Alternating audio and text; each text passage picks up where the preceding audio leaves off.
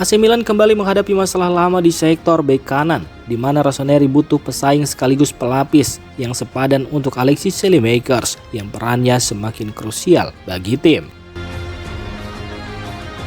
Diketahui jika Alexis Saelemaekers tampil konsisten di musim ini dan jadi pilihan utama. Namun, ketatnya jadwal kompetisi membuat Milan tak bisa terus bergantung pada satu pemain. Kedalaman skuad kini jadi perhatian serius manajemen. Situasi makin genting setelah kondisi fisik Saelemaekers mulai disorot. Pemain Belgia itu dikabarkan mengalami masalah pada paha kiri usai laga melawan Lecce. Milan pun dituntut bergerak cepat agar sisi kanan permainan tetap stabil. Di tengah kebutuhan tersebut, satu nama yang cuat, yakni bek Genoa, Brooke Nordenkovi, disebut masuk radar AC Milan sebagai opsi ideal untuk menjadi pesaing Saelemaekers. Laporan media Calcio Mercato menyebut ketertarikan Milan terhadap Nordenkovi sebenarnya sudah berlangsung lama. Kini minat itu kembali menguat seiring keterbatasan opsi pelapis di posisi bek kanan. Profil Nordenkovi dinilai cocok dengan kebutuhan tim asuhan Massimiliano Allegri. Meski begitu, Milan tak ingin gegabah. Manajemen disebut akan menunggu hingga mendekati penutupan bursa transfer sambil memantau perkembangan kondisi Saelemaekers sebelum mengambil keputusan final. Brooke Nordenkovi adalah pemain asal Inggris berusia 22 tahun. Ia memulai karir di Akademi Chelsea, lalu berkembang di Arsenal dan sempat debut bersama tim utama pada 2021. Namun ia lebih banyak menimba pengalaman lewat masa peminjaman di Lincoln City, Coventry City, dan Millwall. Stabilitas karirnya mulai terbangun setelah Genoa merekrutnya secara permanen pada musim panas 2024, di mana ia dikontrak hingga 2029 dan sudah mencatatkan 35 penampilan di semua kompetisi. Nordenkovi sendiri berposisi sebagai bek kanan, tetapi juga bisa bermain sebagai gelandang kanan dan bek tengah. Fleksibilitas ini menjadi nilai tambah yang bisa dimanfaatkan Allegri jika transfer benar-benar terwujud.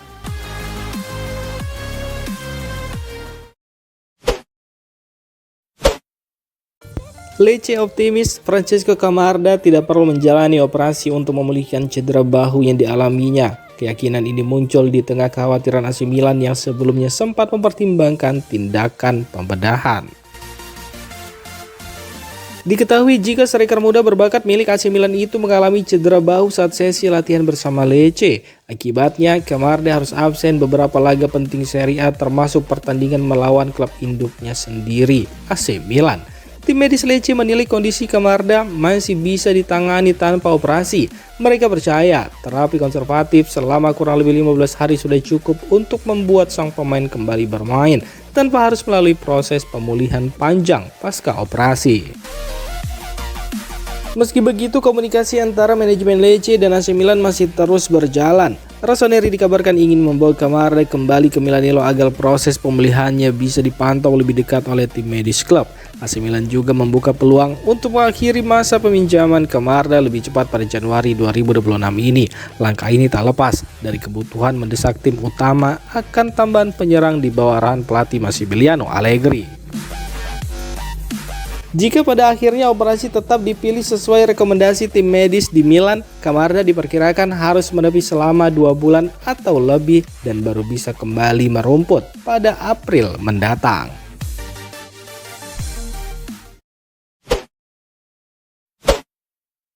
AC Milan dipastikan tampil dengan kekuatan penuh saat menghadapi laga krusial melawan AS Roma. Salah satu kabar utama adalah kembalinya Luka Modric ke starting 11 setelah sempat diistirahatkan pada laga sebelumnya.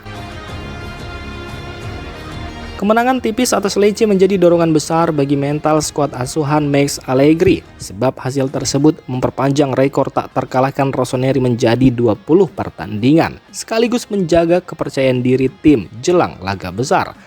Pada pertandingan melawan Lecce tersebut, Milan memang tidak menurunkan beberapa pemain inti.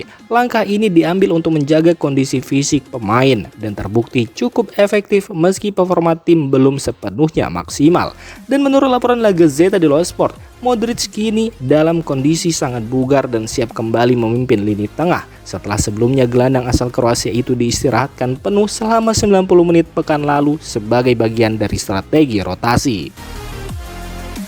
Saat Luka Modric absen, pemain muda seperti Ardon Jazari mendapat kesempatan tampil dan mampu menunjukkan performa menjanjikan. Namun, peran Modric tetap dinilai vital, terutama dalam laga besar yang menuntut pengalaman dan kontrol permainan. Pengalaman internasional Modric dianggap penting untuk mengatur tempo dan menjaga keseimbangan tim di lini tengah. Kehadirannya juga terlihat memberi dampak positif, termasuk lewat komunikasi intens dengan pelatih dan rekan setim dari pinggir lapangan. Dengan kembalinya Luka Modric, AC Milan diharapkan tampil lebih solid dan siap mencuri hasil maksimal saat bertandang ke markas AS Roma.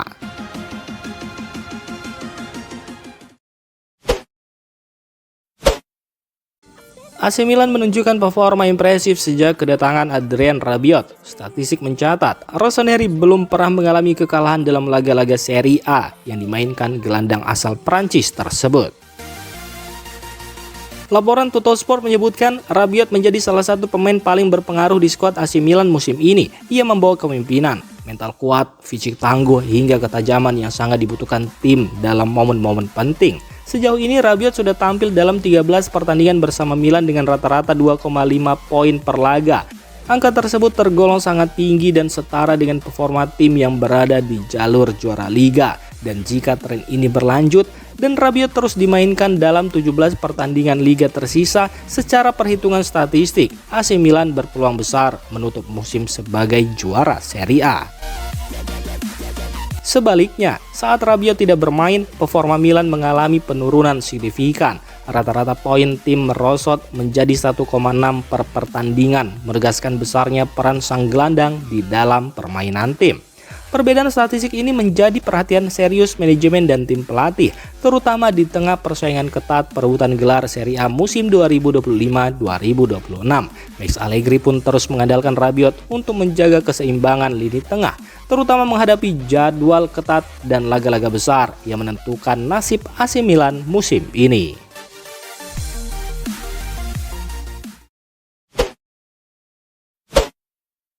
AC Milan memasuki fase krusial musim ini dengan satu keuntungan besar yang bisa menentukan perburuan Scudetto, yakni jadwal yang lebih longgar. Saat persaingan di papan atas semakin ketat, faktor waktu kini menjadi senjata utama Rossoneri.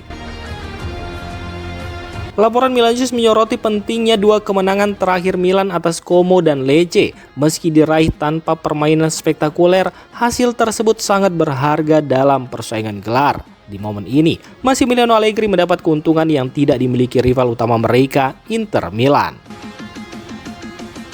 Diketahui jika Inter Milan masih harus membagi fokus antara Serie A, Liga Champions, dan Coppa Italia. Sementara itu, Milan bisa mempersiapkan setiap laga dengan waktu latihan hampir 1 minggu penuh.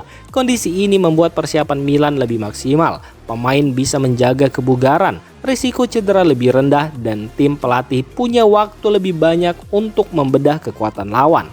Setelah Januari yang padat dengan 5 pertandingan dalam 17 hari, jadwal Milan kini kembali normal dengan rata-rata 1 laga per pekan. Dalam waktu dekat, AC Milan akan menghadapi rangkaian pertandingan penting. Rossoneri dijadwalkan bertandang ke markas AS Roma pada 25 Januari.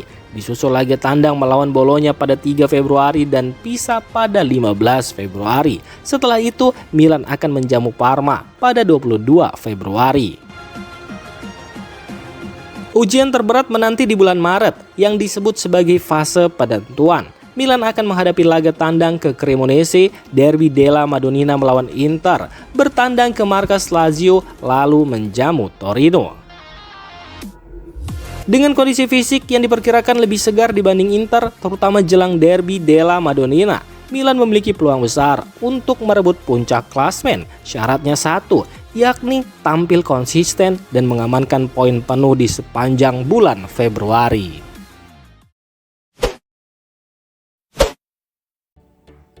Demikian informasi dunia sepak bola terupdate hari ini. Untuk kamu yang gak mau ketinggalan seputar informasi sepak bola Eropa, silahkan like, subscribe, dan share video ini. Terima kasih.